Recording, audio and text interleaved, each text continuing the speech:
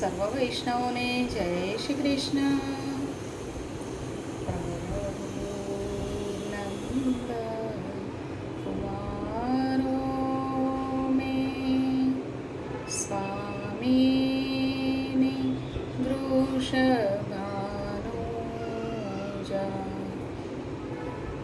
કૃતાર્થોહમ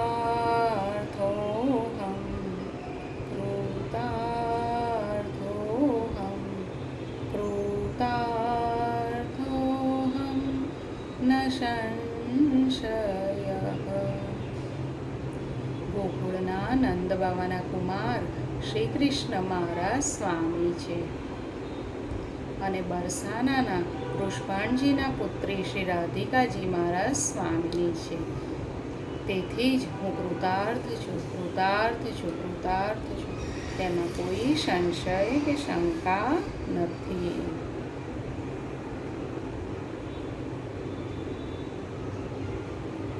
અગાઉ આપણે જોયું કે ઉદ્ધવજી વ્રજમાં આવ્યા છે અને ગોપાંગનાઓને શ્રી કૃષ્ણનો સંદેશો આપી રહ્યા છે. ઉદ્ધવજી કહે છે કે મારામાં આશાનો પુનઃ સંચાર થયો અને મેં કહેવા માંડ્યું, સજ્જનો અને સન્નારીઓ. એમણે ગોપાંગનાઓને ઉદ્ધવજીએ કહેવા માંડ્યું, સજ્જનો અને સન્નારીઓ, આપ સૌને હું પ્રણામ કરું છું, કેમ કે આપ સૌ ખરેખર ધન્ય છો કે આપને શ્રી કૃષ્ણ જેવા અવતારી પુરુષનું સર્વપ્રથમ સાનિધ્ય માણવાનું સદભાગ્ય સાંપડ્યું છે. હું તો આપને એટલું જ કહેવા આવ્યો છું કે શ્યામ સુંદરને તમે કોઈ સાધારણ પુરુષ ના સમજો. એ તો સર્વ જીવોના અંતઃકરણમાં સમાન ભાવે વસેલા પરબ્રહ્મ પરમાત્મા છે. એ તો સર્વ જીવોના અંતઃકરણમાં સમાન ભાવે વસેલા પરબ્રહ્મ પરમાત્મા છે. આપણે સૌ એમના જ અંશ છીએ, એમનામાંથી છૂટા પડેલા આત્માઓ છીએ. શ્રી કૃષ્ણ તો સાક્ષાત વિષ્ણુ છે, નારાયણ છે. એટલું જ નહીં, એ ખુદ અનાદિ છે, અનંત છે, સર્વગત છે, અંતર્યામી છે અને એમની જ ઉપજાવેલી આ બધી માયાથી તો આપણે મોહવશ થઈને જીવી રહ્યા છીએ. અને એમની જ ઉપજાવેલી આ બધી માયાથી આપણે મોહવશ થઈને જીવી રહ્યા છીએ. મેં જ્ઞાનનો એક સામટો ઢગલો ઠાલવી દીધો. બીજા બધા તો મારી સામે ટગર જોઈ રહ્યા, પણ નંદ બાબાથી બોલ્યા વિના ન રહેવાયું. ઉદ્ધવજી, તમારી આ જ્ઞાનની ગૂઢ વાતનું એકેય રહસ્ય મારી સમજમાં નથી ઉતરતું. તમે કહો છો કે શ્રી કૃષ્ણ એક છે ને બધામાં પણ છે, આત્મા છે ને પરમાત્મા પણ છે. આપણે પણ એના જ અંશ છીએ અને એની ઈચ્છા માયાને વશ થઈને વર્તી રહ્યા છીએ. તો મને એ કહો કે એક જ પુરાણ પુરુષ યા પરબ્રહ્મ સર્વ જીવોમાં રહીને કેવી રીતે સર્વ ક્રિયાનું નિયમન કરી શકે? મેં કહ્યું, બ્રજરાજ, આ જ્ઞાનનો વિષય અતિ ગૂઢ હોવા છતાં હું તમને બધાને સમજણ પડે એ રીતે સરળતાથી સમજાવું છું. જેમ અગ્નિ તો બધે એક સરખો જ હોય છે, છતાં જુદે જુદે સ્થાને જુદે જુદે સ્વરૂપે પ્રગટ થાય છે, તે રીતે આ પરબ્રહ્મ પરમાત્મા સ્વરૂપ પણ અનેક યોનિઓમાં ભિન્ન ભિન્ન સ્વરૂપ ધારણ કરીને સૌનું નિયમન કરે છે. વધારે સ્પષ્ટતા કરું તો જે ચૈતન્યમાંથી ચૈતન્ય પ્રાપ્ત કરીને સૂર્યનારાયણ આખા વિશ્વને પ્રકાશ આપે છે, જે ચૈતન્યમાંથી ચૈતન્ય પ્રાપ્ત કરીને ચંદ્ર આખા વિશ્વના પ્રાણી પદાર્થ વનસ્પતિઓને અમૃતમય શીતળતા આપે છે, જે ચૈતન્યમાંથી ચૈતન્ય પ્રાપ્ત કરીને તારાઓ, ગ્રહો, નક્ષત્રો આકાશમાં અધ્ધર ટીંગાઈ રહ્યા છે, જે ચૈતન્યમાંથી ચૈતન્ય પ્રાપ્ત કરીને સૂર્ય, ચંદ્ર, તારા, ગ્રહો, નક્ષત્રો, પૃથ્વી વગેરે હજારો માઇલની ઝડપે આકાશમાં ઘૂમી રહ્યા છે, જે ચૈતન્યમાંથી ચૈતન્ય પ્રાપ્ત કરીને આ પૃથ્વી તમામ પ્રાણી પદાર્થો, નદીઓ, પર્વતોને ધારણ કરી શકે છે અને વાયુ વહે છે, જે ચૈતન્યમાંથી ચૈતન્ય પ્રાપ્ત કરીને અગ્નિ ગરમી આપી શકે છે, નદીઓ વહે છે, પર્વતો અડીખમ ઊભા રહી શકે છે. તે અમોઘ ચૈતન્યનો જે મહાસાગર છે તે જ આ બ્રહ્મ છે. બ્રહ્મને પોતાનો તો કોઈ રંગ, રૂપ, આકાર કે ગુણ છે જ નહીં. તે તો નિર્ગુણ, નિરાકાર, નિર્મોહ અને નિર્બદ્ધ છે. તેમ છતાં તે જે કોઈ પ્રાણીમાં પ્રવેશ કરે છે તેના ગુણધર્મને, રૂપ, રંગ, આકારને ધારણ કરે છે. પરિણામે બ્રહ્મમાંથી આવેલું ચૈતન્ય ચકલીના દેહમાં ચીચી બોલે છે, કાગડાના દેહમાં કાકા બોલે છે, કોયલના દેહમાં મીઠા ટહુકા કરે છે, પોપટના દેહમાં રામ રામ બોલે, કૂતરાના દેહમાં ભસે, ગધેડાના દેહમાં ભૂકે, પુરુષના દેહમાં પુરુષના જેવો અવાજ કાઢે અને સ્ત્રીના દેહમાં ઝીણો મધુર અવાજ પણ કાઢે. ટૂંકમાં કીડીનો દેહ નાનો હોય અને હાથીનો દેહ મોટો હોય છતાં એ બંનેમાં વહેતું બ્રહ્મનું ચૈતન્ય નાનું મોટું હોતું નથી, બંને સમાન જ છે. તે જ રીતે માનવ માત્ર પણ આત્મતત્વ સમાન સ્વરૂપે રહેલું છે. અર્થાત હું ને તમે બધા જ મનુષ્ય શ્રી કૃષ્ણ પરમાત્માના જ અંશરૂપ છીએ અને આપણા સૌનું અંતિમ ધ્યેય એક જ છે કે અંતકાળે વિશુદ્ધ મનથી શ્રી કૃષ્ણ શરણમ મમ નો જપ જપતા જપતા આપણે આ દેહનો ત્યાગ કરીને અને આપણો આત્મા પરબ્રહ્મ પરમાત્મા શ્રી કૃષ્ણમાં ભળી જઈને મોક્ષ પામે. નંદરાય, આત્મા અને પરમાત્મા વચ્ચેનો આ ગૂઢ સંબંધ સદૈવ સ્મરણમાં રહે તે માટે તો મોટા મોટા યોગીઓ અને સંતો કેટલી ભારે તપશ્ચર્યા કરે છે. ત્યારે તેમને પરમાત્માનો સાક્ષાત્કાર થાય છે. જ્યારે તેમને સૌને તો આ પરબ્રહ્મ પરમાત્મા સહજ પ્રાપ્ત થયા. જ્યારે તમને સૌને તો આ પરબ્રહ્મ પરમાત્મા સહજ પ્રાપ્ત થયા ને તમારાથી એ સહજ સાધ્ય પણ થયા. એ તમારા પર ઈશ્વરની જેવી તેવી કૃપા ન ગણાય. માટે તો હું તેમને અત્યંત પુણ્યશાળી અને ભાગ્યશાળી કહું છું. માટે હું તમને અત્યંત પુણ્યશાળી અને ભાગ્યશાળી કહું છું.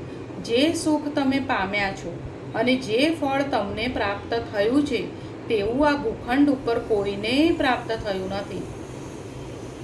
મેં ખૂબ લાગણીથી છતાં તેમને સમજાય એ રીતે આત્મા પરમાત્માનો તથા એમનો અને શ્રી કૃષ્ણનો આધ્યાત્મિક અને અધિભૌતિક સંબંધ સમજાવવાનો પ્રયત્ન કર્યો અને તેમના સદભાગ્યની સરાહના પણ કરી. નંદરાય આંખો બંધ કરીને ઊંડા વિચારમાં ડૂબી ગયા. એક વયોવૃદ્ધ વ્રજવાસીએ મોં પર કંટાળાનો ભાવ લાવીને કહ્યું, ઓધવજી, તમારી આ બધી જ્ઞાનની ને ડાપણની વાતો અમારા ગળે ઉતરતી નથી. અમે તો એટલું જ સમજીએ કે એ તમારો એ પરબ્રહ્મ પરમાત્મા કે જે ગણો તે અમારા ખોળામાં મોટો થયો છે. એણે અમારા ઘરોમાં ચોરની જેમ ઘૂસીને માખણ લૂંટ્યું છે. અમારી ગોપકન્યાઓએ તેને છાલિયાભર છાશ માટે થઈ નચાવ્યો છે. એણે અમારે ત્યાં ગોકુળમાં ગાયો ચારી છે અને વૃંદાવનમાં માકડા પણ રમાડ્યા છે. એ ભલે અમને ભૂલી ગયો હોય પણ અમે તો એને એક ઘડી માટે પણ ભૂલી શકતા નથી. એ જ્યારથી ગયો છે ત્યારથી અહીં માનવી પ્રાણી કોઈ ધરાઈને ધાન ખાતું નથી. આટલું બોલતા બોલતા તો એ વૃદ્ધ ગોવાળની આંખો અશ્રુથી ભરાઈ ગઈ. મેં એમને આશ્વાસન આપવા ખાતર કહ્યું, વડીલ, આપની વાત સાચી છે. એનું બાળપણ અહીં વીત્યું છે એટલે તમે કહ્યું તે બધું એણે કર્યું હશે તેની ના નથી. પણ તમે એને સતત યાદ કર્યા કરો છો એટલે જ તો એને ત્યાં ચેન પડતું નથી. શું કીધું ઉદ્ધવજીએ કે તમે એને સતત યાદ કર્યા કરો છો એટલે એને ત્યાં ચેન પડતું નથી. કોઈ આપણને ખૂબ સંભાળતું હોય તો આપણને જેમ ખાતા ખાતા હિડકી આવે અને પાણી પીતા અંતરસ જાય એવું એને ત્યાં રોજ થાય છે. અને પછી એ નથી રાજકાજમાં ધ્યાન આપી શકતો કે નથી ત્યાં અમારી સાથે આનંદમાં રહી શકતો. માટે હું તમને એટલું જ કહેવા આવ્યો છું કે મારી વાત વચ્ચેથી કાપી નાખીને એક વૃદ્ધ ગોપ સ્ત્રી બોલી, ઓધવજી, તમારી વાત પણ સાવ ખોટી છે. એટલું જ નહીં, સાવ ઉલટી છે. એ પોતે ત્યાં બેઠું બેઠું અમને બધાને એટલા યાદ કર્યા કરે છે કે અમને દાડામાં કેટલી વાર વાધણી ઉપડે છે, જે બંધ જ થતી નથી. જ્યારે તમે તો ઉલટો ચોર કોટવાલને દાટે એના જેવી રીતે વાત કરો છો, એ જ અમને સમજાતું નથી. બીજી 5-10 ગોપીઓએ પણ એના સૂરમાં સૂર પુરાવ્યો એટલે હું ભારે દ્વિધા અનુભવી રહ્યો. નંદરાય અમારી ભારે ધાયા અને બોલ્યા, ઉદ્ધવજી, તમે શું કહેતા હતા? તમારી વાત અધૂરી રહી ગઈ. તમે કહેતા હતા કે હું તમને આટલું જ કહેવા આવ્યો છું. તે શું છે, કહી દો ને. મેં મનોમન તેમનો આભાર માન્યો અને ધીર ગંભીર થઈને કહેવા માંડ્યું, એ મને બલરામ હવે એ કૃષ્ણ અને બલરામ હવે થોડા દિવસ પછી ગુરુને ત્યાં ભણવા જાય છે. ભણવાનું કામ બહુ અઘરું હોય છે. જો અભ્યાસમાં ચિત્ત એકાગ્ર નહીં થાય તો બધી મહેનત પાણીમાં જાય. અત્યારે એની જે હાલત છે એ જોતાં એ ગુરુને ત્યાં જશે કે કેમ એની મને શંકા છે, કેમ કે એનું મન તમારામાં પરોવાયેલું છે. તમે એને રાત દિવસ યાદ કર્યા કરો છો, તેથી એ પણ તમારામાંય થઈ જાય છે. તમે તો એને ભૂલી જ જાઓ તો જ એ તમને ભૂલી શકે એમ છે. તમે જો એને ભૂલી જાઓ તો એ તમને ભૂલી શકે તેમ છે. બાળપણની એની વાતો, રમતો, લીલાઓ વગેરેની સ્મૃતિઓ ભૂતકાળનું સંભારણું હતું એમ સમજીને જો તમે ભોયમમાં ભંડારી દો અને તમારી રીતે શાંતિથી જીવવા માંડો તો એ પણ એની રીતે જીવવા માંડે અને જે મહાન કાર્યો કરવાના છે એને હવે તેમાં તેનું ચિત્ત એકાગ્ર થાય. ફરીથી મારી વાત વચ્ચેથી જ કાપી નાખીને એક બીજી ગોપાંગના એકદમ બોલી ઉઠી, કેવી નાખી દેવા જેવી વાત કરો છો તમે ઓધવજી. અમે એને ભૂલી જઈએ તો જ એ અમને ભૂલી જાય. આટલું કહેવા માટે તમે અહીંયા સુધી દોડી આવ્યા? તમારી બુદ્ધિ માટે હવે મારે શું કહેવું એ સવાલ છે.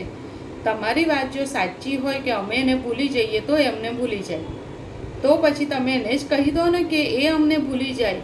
તો અમે એને ક્યાંથી સંભાળવાના છીએ? અમે અહીં જે કરીએ તેની અસર જો ત્યાં પડતી હોય તો ત્યાં એ જે કરશે તેની અસર શું અહીંયા નહીં પડે? એ જો અમને યાદ કરવાનું બંધ કરી દે તો અહીં કોઈને વાધણીએ નહીં આવે, હેડકી પણ નહીં ઉપડે અને અંતરસ પણ નહીં જાય. આ તો સાદો સીધો હિસાબ છે. આટલું કામ તો તમે ત્યાં બેઠા બેઠા પણ કરી શક્યા હોત. નકામો તમે અહીંયા સુધી ધક્કો ખાધો. લો ચાલો, મારે તો રાંધવાનું મોડું થાય છે. કહીને એ તો ઉઠીને ચાલવા માંડી અને એને પગલે અન્ય તમામ ગોપીઓ પણ રવાના થઈ ગયા. બેશક મારા જેવા વિદ્વાન જ્ઞાનીની બોલતી બંધ કરી દઈને જ તો બપોરનું ભોજન પતાવી હું નંદ ભવનના અંદરના ઓરડામાં જરા આડે પડખે થયો, કેમ કે મને લાગ્યું કે મારે એકાંતની અત્યારે સખત જરૂર છે. ઉદ્ધવજી બપોરનું ભોજન પતાવીને નંદ ભવનના અંદરના ઓરડામાં આડે પડખે થયા, કેમ કે એમને લાગ્યું કે અત્યારે એમને એકાંતની સખત જરૂર છે. ઉદ્ધવજી કહે છે કે મારી બુદ્ધિ બેર મારી ગઈ હતી અને અહીંયા સુધી આવવાની મારી બધી મહેનત પાણીમાં જતી હતી. પછી મને ચેન ક્યાંથી પડે અને ઊંઘ પણ શે આવે? હવે શું કરવું એ અંગે મેં ક્યાંય સુધી વિચાર કર્યો પણ કાંઈ સૂઝ્યું નહીં. હું અસ્વસ્થ અને બેચેન થઈ ગયો. ત્યારે મારા નિત્ય નિયમ મુજબ ને સ્વભાવવશ મારા મનમાં શ્રી કૃષ્ણ શરણમ મમ નો અજપા જાપ આપમેળે ચાલુ થઈ ગયો. હું અસ્વસ્થ અને બેચેન થઈ ગયો ત્યારે મારા નિત્ય નિયમ મુજબ અને સ્વભાવવશ મારા મનમાં શ્રી કૃષ્ણ શરણમ મમ નો અજપા જાપ આપમેળે ચાલુ થઈ ગયો. એકાદ માળા જેટલું નામ સ્મરણ થયું હશે ને એકાએક મને શ્રી રાધાની યાદ આવી. એની સાથે શ્રી કૃષ્ણે મને રાધાજીની જે સખીઓના નામ આપ્યા હતા, વિશાખા, લલિતા, સુનંદા, માલતી વગેરે, તે પણ યાદ આવી ગયા. મને થયું કે મારે આ લોકોને હવે વહેલામાં વહેલી તકે મળવું જોઈએ. શ્રી કૃષ્ણના કહેવા મુજબ તો હું સૌથી વધુ દુઃખી ગોપીઓ જ હશે, અને તેથી જ શ્યામ સુંદર પણ એમને સૌથી વધુ યાદ કર્યા કરતા હશે. મેં નિર્ણય કરી લીધો કે આજે રાત્રે શાંતિથી ઊંઘવું હોય તો મારે સાંજ સુધીમાં આ ગોપીઓની મુલાકાત લેવી જ રહી, અને એમને શ્રી કૃષ્ણનો સંદેશો પાઠવીને મારા જ્ઞાન બળે એમને તો માનવ દેહધારી શ્રી કૃષ્ણથી માનસિક રીતે જુદા પાડવી જ રહી. હું ઉઠીને નંદરાય પાસે ગયો ત્યારે તે પણ ખાટલામાં પડ્યા પરખા ફેરવતા હતા. મને ઉઠી ગયેલો જોઈને એ તો સફાળા બેઠા થઈ ગયા. હું એમના ઢોલિયામાં જ બેઠો અને ધીરે રહીને મેં વાત છેડી. બાબા, કાલે તો મારે મથુરા પાછું જવું છે, તેથી જતાં પહેલાં મારે હવે 2 કામ કરવાના બાકી રહે છે, તે આપ ગોઠવી આપો તો ખૂબ આભાર. અરે ઉદ્ધવ, આમાં આભાર શાનો માનવાનો? અમારી અને તારી વચ્ચે કાંઈક જુદાઈ છે? તું જે કહે તે કરી આપવા તૈયાર છું. બોલ, કયા 2 કામ બાકી છે? મેં કહ્યું, એક તો મારે આપની ગૌશાળા જોવી છે, ખાસ કરીને ગંગી ગાયને મળવું છે. શ્યામે ખાસ કહ્યું છે કે હું એને મારા સ્વહસ્તે ખડનો એક પૂળો નીરું અને એના ડીલે પ્રેમથી હાથ ફેરવીને એને ખવડાવું. બીજું કે મારે શ્રી રાધાજીને અને તેમની સખીઓને મળવું છે. કનૈયાને એમના માટે એક સંદેશો આપવો છે. કનૈયાએ તેમના માટે એક સંદેશો આપ્યો છે.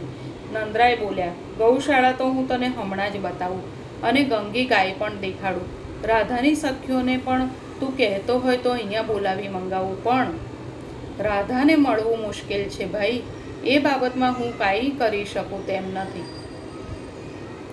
મારું આશ્ચર્ય એકદમ વધી ગયું. મેં શંકાશીલ થઈને પૂછ્યું, કેમ? શું રાધા અહીંયા નથી કે પછી એમને કાંઈ?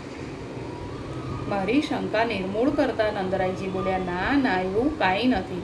રાધા અહીંયા જ છે, એને કાંઈ થયું નથી, પણ એને શોધવી મુશ્કેલ છે ને એને અહીંયા સુધી લાવવી તો તદ્દન અસંભવિત છે.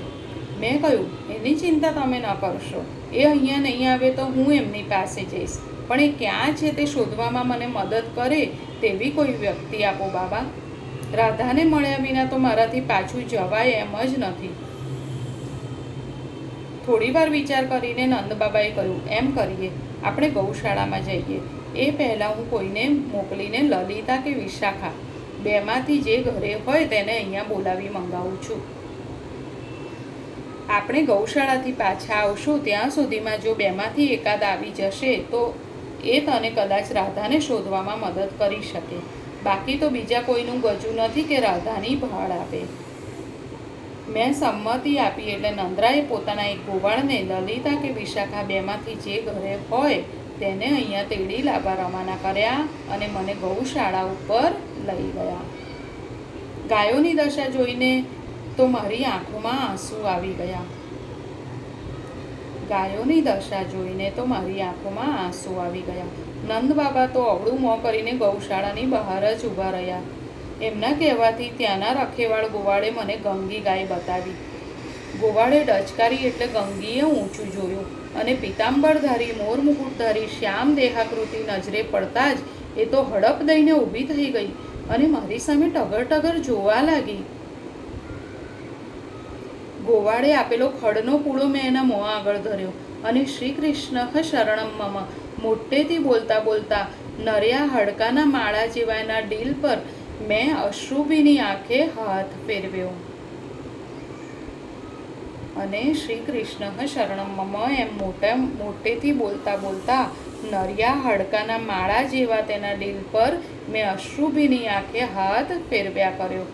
અમે ગૌશાળાથી પાછા આવ્યા ત્યારે પરસાળમાં યશોદા મૈયાની પાસે 2 સુંદર યુવાન ગોપાંગનાઓ બેઠી હતી અને અનાજ સાફ કરવામાં તેમને મદદ કરતી હતી.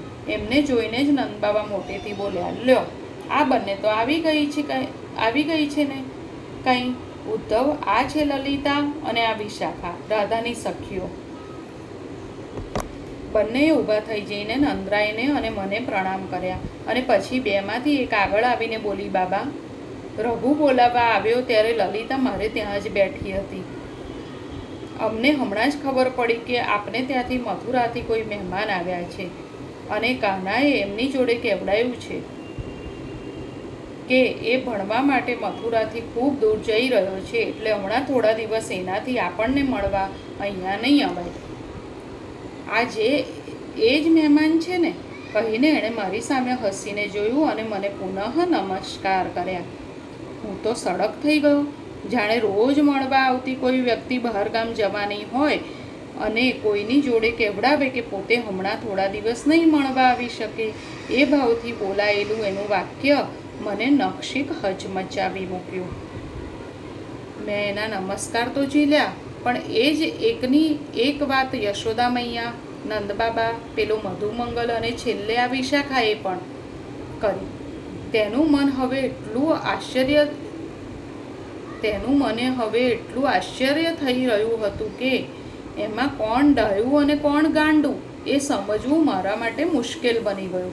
આખું ગામ જ્યાં ગાંડું હોય ત્યાં હું કોને શિખામણ આપું, એની દ્વિધામાં મારાથી સહસા મનમાં બોલાઈ ગયું. એક ही हो तो समझावे उदो, कूप ही में यहाँ तो भांग परी है. ઉદ્ધવજીથી મનમાં શું બોલાઈ ગયું? એક ही हो तो समझावे उदो, कूप ही में यहाँ तो भांग परी है. નંદ્રાએ લલિતાને સંબોધીને કહેવા માંડ્યું, દીકરી, આ ઉદ્ધવજી છે, મથુરામાં કનૈયાની જોડે રાત દિવસ રહેનારા, એમના પ્રિય સખા, ભક્ત, ભાઈ, જે ગણો તે. એ તમને અને ખાસ તો રાધાને મળવા માંગે છે. તમે એની એ ઈચ્છા પૂરી કરો અને ગમે તેમ કરીને એનો રાધા સાથે ભેટો કરાવી આપો. એટલા માટે જ મેં તમને બોલાવ્યા છે.